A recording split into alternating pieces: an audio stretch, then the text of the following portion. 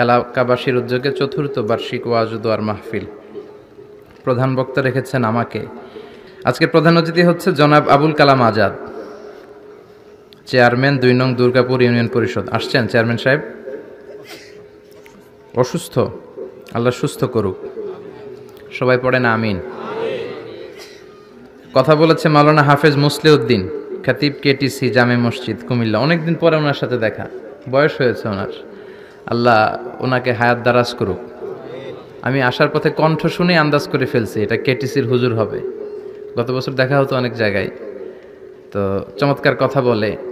এই যে উনি যে আজকে যে আমাকে বলল যে হুজুর দোয়া করেন, অনেক বয়স হয়েছে, আপনাদের কি মনে হয় কেটিসির হুজুর কি আজীবন এরকমই ছিল? না, এই যে সামনে যে ছোট্ট বাচ্চাদের মতো একদিন উনি ছিল, ছোট্ট শিশু ছিল, শৈশব কৈশোর যৌবন বর্ণাঢ্য জীবন পেরিয়ে এখন উনি বার্ধক্যের ভারে নুজ্জ হয়ে পড়েছেন। তো এখন যারা আমরা ইয়াং, রক্ত গরম, ডানে বায়ে তাকাতে চাই না, আর বলি সব আমার সব খায়া ফালামু, সব ভাঙ্গা ফালামু, আমাদেরকেও কিন্তু ওই বয়সে যেতে হবে, ঠিক কিনা? যেতে হবে, বয়স্ক হয়ে যেতে হবে। এজন্য এই সময়টা, যৌবনের সময়টা বড় দামি সময়। এই সময় আবাদত করলে কবুল করে কে? যৌবনের আবাদতকে পছন্দ করে কে?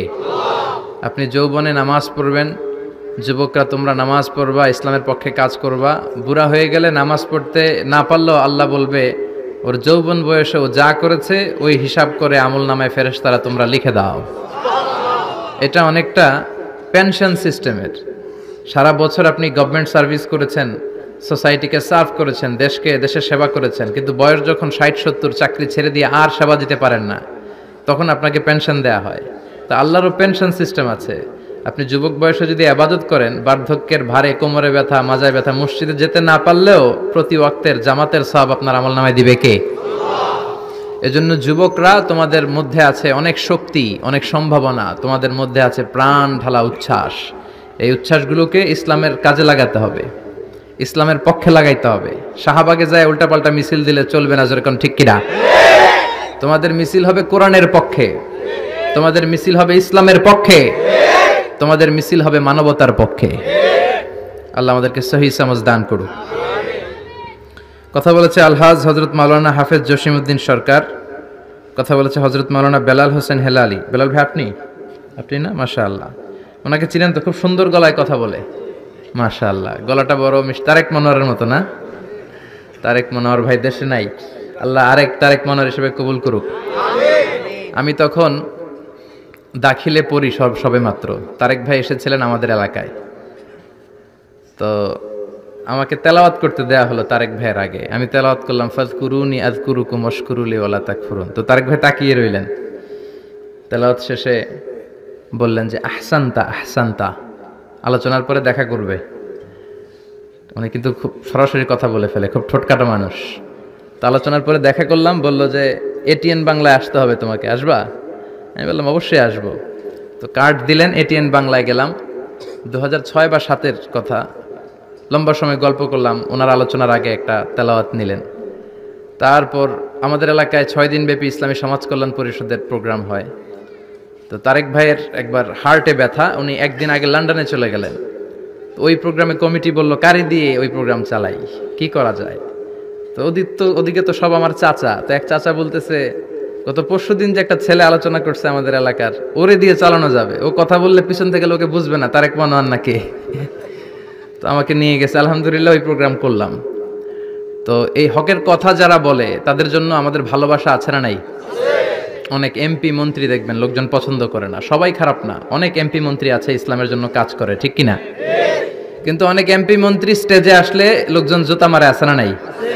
আমরা যারা দাঈ ইলাল্লাহ, আমাদের হয়তো এত দাপট নাই, এত টাকা পয়সা নাই, কিন্তু যেটা আছে সেটা হচ্ছে আপনাদের ভালোবাসা। এটাই আমাদের সম্বল। মানুষের প্রাণ ঢালা যে ভালোবাসা আমাদের জন্য আপনারা দেখান, এটাই আমাদের জীবন উজালা করে দিতে পারে, ঠিক কিনা? আল্লাহ আমাদের মাওলানা হাফেজ বেলাল ভাইকেও কবুল করুক, আমরা পড়ি আমিন। আজকে সভাপতি হযরত মাওলানা হাফেজ আব্দুল মতিন, খতিব আড়াইওরা। খুব খুশি হলাম যে খতিব সাহেবকে আপনারা সভাপতি করেছেন। এই ট্র্যাডিশনটা চালু রাখবেন, আলেমদেরকে সভাপতি করবেন। আলেমদের উপরে কেউ সভাপতি হতে পারবে না। ইমাম সাহেবের আন্ডারে কমিটির আন্ডারে ইমাম সাহেব না, জোরে কোন ঠিক কিনা?